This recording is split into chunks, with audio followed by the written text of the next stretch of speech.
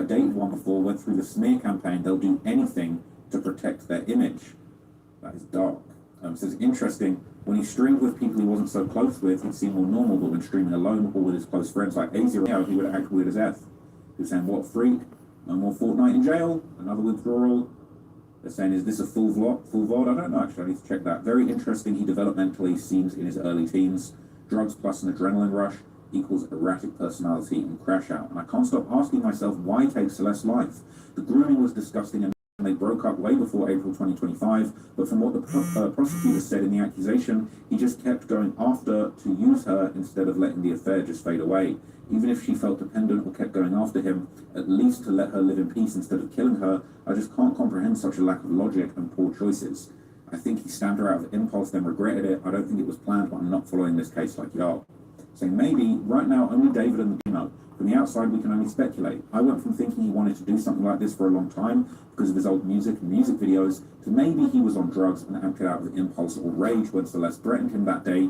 She still went to his house despite her threats, so there are still details that we don't know about their last interactions if her threats were really serious.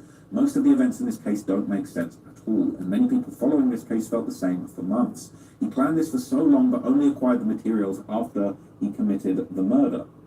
He knew he was under investigation since 2024, but he knew he could get away with it and still be with her if she, the victim or witness, didn't testify against him, and it did happen. But to protect his career, he kills her instead of keeping her quiet and alive like they were doing, then proceeds to commit the worst crimes and ruin his career instead of managing the situation peacefully. He didn't get rid of the body for 4 or 5 months. He left evidence everywhere, even the easiest ones. He planned all of this, but was dumb enough to not even finish the job. We will eventually get answers, but the level of stupidity with this guy is surreal. He already did terrible choices, but each time he had the opportunity to make less terrible choices, he made even worse choices. Again, it does look like there's like some little mark on his hand there, looking like the cross. It says this is his left hand. Are you seeing a scar or a stain? I think it's just another view of the mark on his right palm, but he hasn't applied a mirror image flip. That might be flip, that might be his right hand, I don't know. It says he's heartless and you can see it in eyes, no soul, no remorse, and pure evil. In repeating words, the MF was probably on drugs. I really like this video that went into detail on his psychology. Obviously take it with a grain of salt, but this breakdown shows a lot of his actions were aligned with his psyche. What video is this? I don't know if I'll watch this now, but this is David, The Warning Signs Nobody Saw by Jay Wisdom. This looks really interesting. Psychological analysis. I will be watching this later, for sure. Yeah, that looks really interesting. This is one of the best analyses out there, okay? The best evaluation with a grain of salt, but this breakdown shows a lot of his actions were aligned with his psyche. What video is this? I don't know if I'll watch this now, but this is David, The Warning Signs Nobody Saw by Jay Wisdom. This looks really...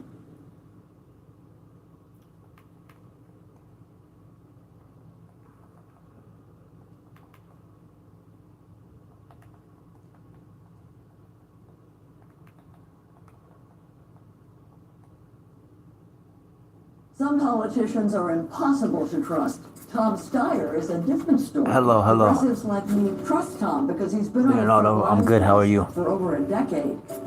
About to start this banger of a video right now, guys. Bear with me. How's everybody doing tonight?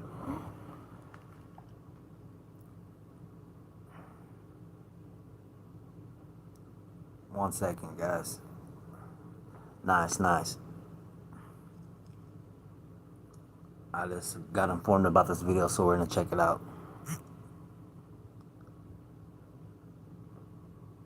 It's supposed to be real good. The most discussed crime cases of recent times is that of David Anthony Burke, who went by the stage name David. David was at the peak of his career. He dropped a high-charting debut album, he had millions of social media followers, and was significantly wealthy for a man only 20 years old. However, in September of 2025, please like and sub if you can. Of a 14-year-old girl that had been missing for months. Leonardo Garcia, please like and sub, bud. Of his Tesla, decomposed, dismembered, and abandoned. And for months, people debated on whether they believed that this innocent-looking, clean-shaven young man with a melodic voice could do the things he'd been accused of. But now that David has been arrested for murder, and the prosecution have documented their evidence, the likelihood that this was some sort of setup has been significantly reduced. It became evidenced that David had a physical relationship with Celeste while she was still a child, and when they broke up and she allegedly threatened to expose the relationship to ruin his career, the prosecution believed he took matters into his own hands to protect what he'd built. But when you add the context that he made music constantly that included themes of blood, violence, and a romance that ends in tragedy, It's caused a lot of people to suspect that this outcome was something David always wanted. However, I'm not here to discuss theory and conspiracy. I'm here to clinically answer two main overarching questions. How did David's life engineer him to become someone capable of potentially murdering and dismembering a child? And if he did, then what mental mechanisms allowed him to carry on with life after the fact, knowing the body of the girl he was once intimate with was decomposing in his car? It's easy to just label him as pure evil and move on, but as a student of psychology, I find it crucial that we understand what happened to him in childhood, what were the warning signs, and figure out the why that surely exists in this story. There's a lot of questions I've seen online that I think I have the ability to answer by the end of this video. Oh yeah, this Answers that will give you a genuine understanding this gonna be a into the mind banger. and psychology of David Anthony Burke. I played it for her in the car. She was like, David, this song is too violent. You talking about killing people? Your music? No, not my son. And I was like, wait, I might be on something. Gotta take the boutique first. Let's start from the beginning. So, you're a New Yorker. New Yorker, Queens, New York. What are your parents like? Are they musicians? Not at all. My dad is a litigator for a law firm. My mother was a teacher. She doesn't do it anymore, but she does notary now. David Anthony Burke was born in Queens, New York, to Colleen and Darwood Burke, two Christian parents that seemingly would give him a tough and controlled upbringing. Everything that we played in the house, music-wise, was just Bach, Beethoven, Mozart, gospel music, like classical stuff, instrumental only. Like we didn't listen to any other music. There was no like Lady Gaga and all the popular artists everybody was listening to. We never could listen to that. My parents just wouldn't let us. It was just like straight classical stuff. It was literally nothing. It was all gospel and like classical, Mozart, Bach, like all that kind of stuff. Because my parents wanted me to be John's Fortnite, what's up, brother? College or anything like that, but it wasn't me to be. Thank you guys for being here. Very put together. Please like and have an idea sub. what I'm doing, but they never like listen to music like that at all. Trying to control what your kids listen to and the content they consume isn't necessarily harmful in and of itself. But if a kid is going to school and has no level of thank you guys, thank you. responsibility, it can cause feelings of being excluded, which in turn affects his socialization. If everyone got to access music and it became a point of discussion he couldn't involve himself in, it might have led to feelings of envy. And instead of David accepting, Damn, look at how goofy his ass look. Ah, that motherfucker look weird as fuck right there. That's crazy. I don't know how people even like this music anyways. That shit's ass. he tried to find a way around it. Did your parents put sort of a cap on what you could and couldn't listen to? Nah, I was It sneaking wasn't around. like I that. had this little iPod. I got it with me right now too. I still got these. I used to sneak around with the iPod Touch. I used to sneak around with the iPod Touch and download things off iTunes and stuff like The that. sneaking around his parents like this is consistent with reactance theory, proposed by Jack Brem in 1966. When perceived behavioral freedom is restricted, individuals are motivated to reclaim it. In these situations, the forbidden fruit, which for David would have been music, becomes more desirable, and the individual tries to acquire it by any means, even if it includes secrecy. Now, it's not the behavior itself that's necessarily significant, but the pattern it establishes. That authority is to be managed through concealment rather than confronted directly. This pattern would then reoccur later for his adult life. It didn't help David that his private school life in New York also consisted of bullying and teachers picking on him, so he had an uneasy time both at school and at home. I hated New York at that point. Like, Why did you I didn't hate like it? my school. I was Oh, a 'cause private you- school, and they treated me so horribly. Dude. It Why? was insane. I don't know. All the teachers had it out for me. My book. That makes sense too, though. He was at a private school. He's a little rich kid, you know.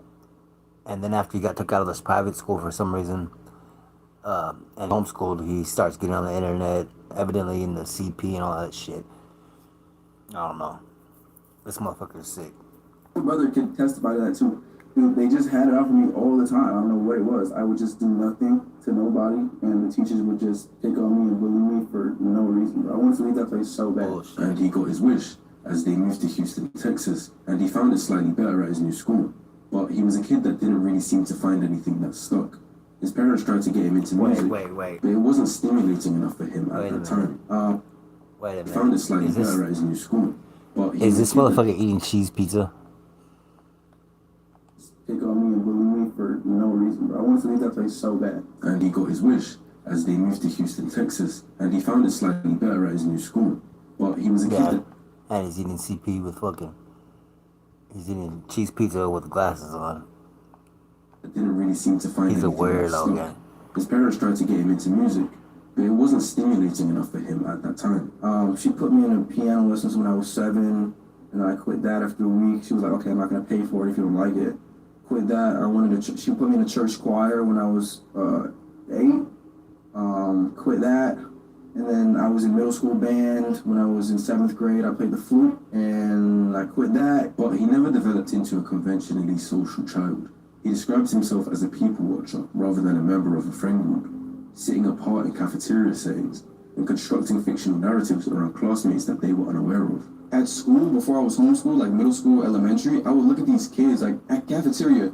At lunch, it was like my playground, like my brain's playground. Like there's so many different kids, and they're all doing something different. I would just sit there and I'm a people watcher. I would just inspect them and like write about them and stuff like that. And I kind of brought these characters to life that were inspired by my classmates. So every time I would write like a short story, I'd have these different classmates in these stories, and they would never know. It's like different names and everything, but they were inspired by my classmates. This preference to observe people and create these stories was an early marker that he had a natural tendency to see people as subjects for analysis rather than reciprocal social partners. Combined with his bullying in New York, it suggests he felt more inclined to exist on the edge of social bubbles rather than in them, present but not integrated, watching but not connecting. He says he began writing poetry in the 5th grade and pursued anime, gaming, and creative fiction from a young age. Yeah, ever since I was young, I really just liked anime, gaming, and poetry. That's it. I remember reading my first manga when I was in 5th grade. Dragon Ball, Tokyo Ghoul, and see these fantasy characters with powers and all that. That weren't superheroes, and that inspired me to start writing and write my own stories about them. But just in case his parents couldn't give him any more reason to resent them, they took him out of public school, the only place he was getting any sort of socialization, the place where he was letting his imagination run wild, and they instead placed him on an isolated homeschool curriculum. Transitioning from public school to homeschool is tragic. The first 2 years was tragic. Tragic. I was asking to go back to school almost every day. My brother too. Was the decision to move from public schooling to homeschooling a difficult one? It was, and it wasn't mine. It was my parents. So there's 2 different types of homeschooling in America. There's like group homeschooling, where parents that don't want their kids to be in public school environments, but they still want them to be in social groups. So they have you have homeschool kids that meet once a week at a specific place, and they play like extracurricular activities like basketball and stuff like that, so they can socialize, and they work on paper. And there's a second homeschooling where it's just strictly on computer. That's what I did. They didn't let him enroll on the socialized model involving group meetings with peers, but a fully computer-based, home-based program with no structured peer contact whatsoever. From a developmental psychology standpoint, this is the most significant single environmental factor in his profile. Erikson's 8th stage model identifies adolescents, approximately 12 to 18 years old, a critical period for identity versus role confusion. The developmental task of forming a stable, coherent sense of self through peer interaction, social experimentation, group belonging, and the feedback of others. Removing a child from that process during its peak window doesn't simply slow development, it redirects it, and they don't develop normally. And the main damage that came from that cutoff was socializing. None of his peers stayed in contact with him following the transition, and he was all alone. I thought I had a lot of friends in middle school, and then after being homeschooled, nobody's hitting me up, nobody's asking me like, where am I at? Why am I not coming to school today? It made me question like, what is a real friend? And do I have any of those as well?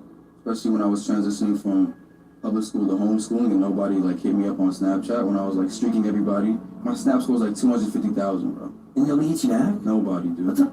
That's what I'm saying. Nobody who you're not at school, where'd you go today? Nobody. Did I really have friends? And you start to question things. Oh, totally. About your everyday life. Who's really there for you at the end? I mean, dude, homeschooling really takes a toll on a kid. Isolation. Yeah, and there's outlets I made a couple friends now that were homeschooled, but they had these groups that they would go to bi-weekly and just to socialize. I didn't have that. David would start to feel a growing disconnect between himself and his age mates, and an acute awareness of experiences that he was excluded from. I've gone through his TikTok, and this was clearly what hit him hardest. He was emotional seeing homeschool proposals.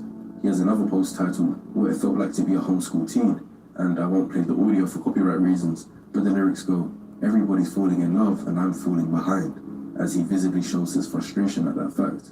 He missed out on having high school relationships, but had to watch everyone else get to have one through Snapchat. His former peers got to post relationship quotes and pictures with their partner, whilst he stayed at home, unable to do anything but watch. As the caption says, homeschool and being on social media 24/7 was not a good mix.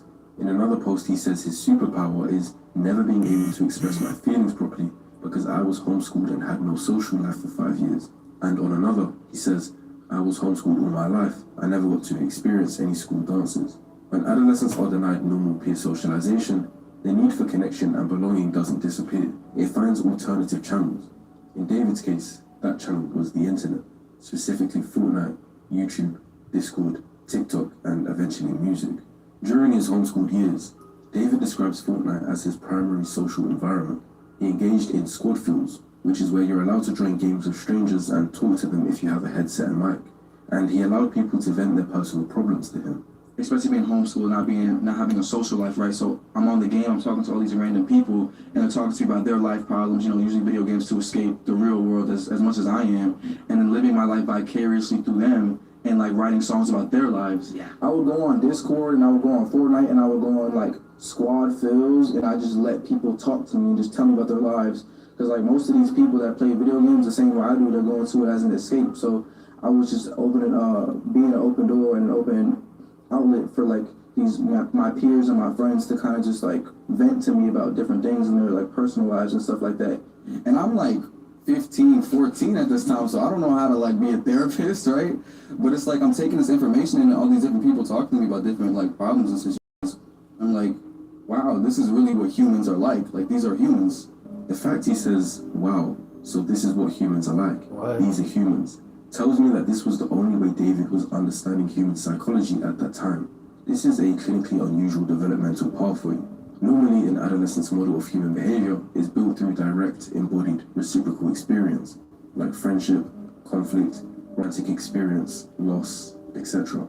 But David built his model of human psychology through a parasocial and semi-anonymous listening role, absorbing other people's problems through a gaming headset. This produces a specific kind of social intelligence, highly observational, empathically competent on an intellectual level, but fundamentally disembodied. He understands humans like a researcher understands subjects, not as a participant understands his peers. And that's going to be significant when evaluating his later relational behavior. So he was chronically online, seemingly addicted to video games, but being home alone that much allowed him to stumble across much worse vices. Later, in his own Discord server, David disclosed a sustained pattern of consuming gore content beginning at approximately 14 years old, following the accidental exposure to a cartel execution video. Gore is real-world violence and injury, fully uncensored, including death and murder, and he was discovering that and watching it repeatedly at 14 years old. He describes a progression from initial shock response to habituation, saying, it got to the point where I don't even cringe when I see it anymore, to then developing a dissociative response, claiming he started laughing at one point, but then escalated to deliberate, intentional use. I watch gore to disconnect the part of my brain that feels empathy to the wrong things. Damn. We have something called an amygdala, which generates the brain's threat and disgust response to violence. Repeated exposure to graphic stimuli triggers habituation and desensitization. In simpler words, the threshold for what makes the brain want to cringe and look away rises because the stimulus is no longer threatening due to seeing it so much. What David describes in his Discord is consistent with this process in adolescence, whose prefrontal regulatory systems are still maturing and therefore less equipped to contextualize and contain the desensitizing effect. But what distinguishes David's disclosure from typical adolescent experimentation is that last part. He doesn't describe watching gore for entertainment or shock value. He describes it as an emotional engineering exercise, a deliberate attempt to modify his own empathic response. This level of intentionality about emotional desensitization in a 14-year-old is far from typical and represents a significant clinical signal. This would have been a major warning sign and red flag that David was gaining the ability to care less about human life. During that same isolated period, David developed an elaborate alter ego he called Itami, a Japanese word meaning pain. I have this alter ego named Itami, which means pain in Japanese, and I'm heavily inspired by like anime and stuff like that. But that character that's in the music videos I make now was actually an idea that I had years before music even started, when I was writing my first comic book. And it was this detective that would solve his own crimes. So he was the good guy by day, and then at night he kind of transformed into this alter ego and then commit crimes he'd solve the morning of. But Itami isn't this artistic, creative concept he's come up with. David described it in multiple interviews as a character he intended to develop into his own manga, one who was explicitly him, a detective who committed murders and then investigated them himself. Big part of that manga was an evil version of me, an agent of chaos and kind of my alter ego. And there was an evil version of myself that would kind of come out at random moments, kind of like Fight Club with Tyler Durden. And he would commit the crimes that I would have to solve as a detective. So like when I was as a detective, I'd be like solving murders that I'm committing myself. Understand that there's a difference between normal fantasy and what David's doing. We all might fantasize here and there, maybe about obtaining a certain level of wealth or driving a certain car or whatever you guys care about. Escapist fantasy uses fictional scenarios to temporarily relieve stress and provide alternative experience. The psychological concept of fantasy elaboration, however, involves constructing increasingly detailed, immersive internal worlds in which the individual places themselves, not a character, but themselves, and which begin to function as a framework for understanding identity and relationships. David explicitly inserted himself into this narrative. He is not the author of Itami. He's Itami's counterpart. They share an existence. He later described Itami as the one that is weaving his way into my relationships and ruining them and inducing trauma and things like that. This language suggests that the alter ego had become a psychological container for the parts of himself he wished to disown but had not eliminated.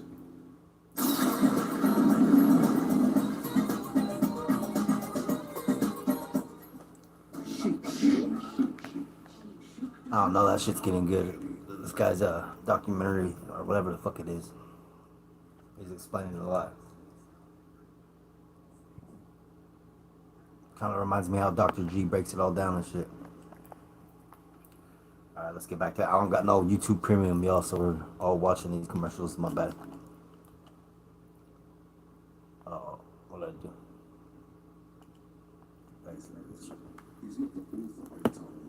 He's Itami's counterpart. They share an existence. He later described Itami as the one that is weaving his way into my relationships and ruining them and inducing trauma and things like that. This language suggests that the alter ego had become a psychological container for the parts of himself he wished to disown but had not eliminated. David transitioned into music accidentally in late 2021 after copyright strikes on his gaming content prompted his mother to suggest he create original music. I started making music in like December 2021. I used to be a Fortnite YouTuber, bro. Like, it's so crazy. Only reason I started making music is because my videos got copyrighted. Because I was using like Scissors music, Justin Bieber music, all that. And my mom was like, yo, if you're getting copyright strike, you're not making no money, make your own song. So I was like, bro, I could probably do that. Because of his ability, I know he's able to play and do. So I said, just make your own music. And that was that. So I kept doing it. And then it kind of just became this thing where the music was getting more popular than the Fortnite videos. My SoundCloud numbers surpassed my Fortnite videos numbers. And it was out of here, bro. He had no prior musical ambition. What he did have, though, was years of accumulated internal material. The Itami fantasy, the observational psychology built through online listening, the poetry he had written since 5th grade, and a set of emotional themes like isolation, romantic destruction, duality that had no other outlet. Music gave that internal world a public form. It also gave it a socially legitimate one. Dark themes that are wrapped in musical craft don't register to us listeners as warning signs. They register as artistry. The same content that might raise concern if it was in a journal or a private communication is celebrated when it has a compelling melody behind it. David's own statements confirm that his early music was not drawn from lived experience, but from imagination and preparation. When I write music about heartbreak, and the sad type of things, I write it not from experience, because I was a really homebody. I was homeschooled, like I didn't have much of a social outlet like that. I write it in like preparation. I feel like when you commit to love, you commit to devastation as well. I think it's a mixture of like trying to figure it out myself and then looking at other people's experiences. I mean, I've never experienced like true heartbreak either. So I write all these songs in preparation for it, so I'm not devastated, you know? So I know what to expect. He describes writing about heartbreak in preparation, having never experienced it. He states directly, I love over-dramatized themes of romance because it would never be like this in real life. I love over-dramatized themes of romance because it would never be like this in real life, so it allows you to like have more room to play around. The thematic content of his early catalogue in 2022, like Bleed Out in March, Dirty Secrets in May, Romantic Homicide in July, centers on romantic destruction, hiding dark secrets, killing a romantic partner and feeling no remorse. Romantic Homicide's central lyric, which David explains in detail in a Genius interview, is constructed specifically around the active first person. Not just you died, but I killed you. He stresses the first person agency. Which was in the back of my mind, but then you think that I'm going to say you died, but I say I killed you. So it's not like the thought of her is gone by itself was something that she did, it was something that I decided to do. And I killed her in the back of my mind. He also describes the back of my mind as the location of this act, which is precisely where he has told us that his fantasy lives. His mother's reaction to romantic homicide is very ironic, but also significant. Showed it to my mother, and she was like, "That song's too violent and too sad. You're not releasing it. My son is not going to be talking about killing people in music." And I was like, I'm going to take that as a challenge, low-key. I played it for her in the car. She was like, "David, this song is too violent. You're talking about killing people in your music? No, not my son." I was like, wait, I might be honest on something. She identified something real in the content. He overruled her objection anyway and released it, and that song was the one that became his commercial breakthrough. The commercial success of Romantic Homicide is a pivotal moment in the psychology trajectory. David didn't receive any social correction for expressing violent romantic fantasy. He received validation, streams, a record deal with Interscope, and multi-million-dollar career momentum. I get the first email from the labels. I showed them, I'm like, all right, my mom has to hear about this now. I was like, there's no way I can like sweep this under the rug. I'm getting really famous right now. And then I meet with Interscope, who I eventually signed with, and I meet on my team mode division for management that I signed on management. And then at that point, it was just time to push the button. From a behavioral reinforcement standpoint, this is near optimal conditioning. The behavior, which was externalizing dark fantasy through art, produced the outcome most desired by someone with his developmental history, which was belonging, recognition, status, and the experience of being known without truly being seen. Because not only did he blow up in music, but that coincided with social media fame, like TikTok, where he got tons of engagement. But looking back on that, those fans were engaging with someone who wasn't even their true self.